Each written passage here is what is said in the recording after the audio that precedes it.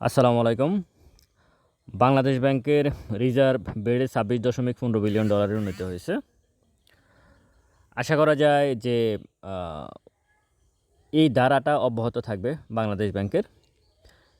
বিশেষ করে ডক্টর ইউনূস সরকার আসার পর থেকে রিজার্ভের পরিমাণ আস্তে, আস্তে বৃদ্ধি পাচ্ছে।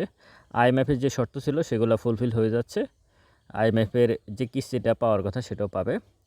পুঁজিবাজার আসলে এই যে আ বিভিন্ন সময় অনেকে বলার চেষ্টা করছেন যখন রিজার্ভ কমে গেছিল তখন অনেকেই বলার চেষ্টা করছিলেন যে রিজার্ভ কমে গেছে এইজন্য মার্কেট পড়ে যাচ্ছে। তো এখন তো রিজার্ভ বাড়তেছে কিন্তু মার্কেট বাড়তেছে না কেন?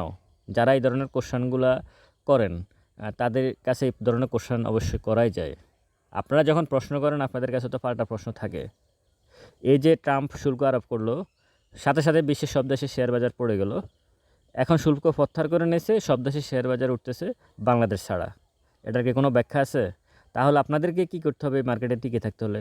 এটাই হচ্ছে মূল বিষয়। এটুকু বুঝার চেষ্টা করুন। ভালো থাকবেন। আসসালামু আলাইকুম।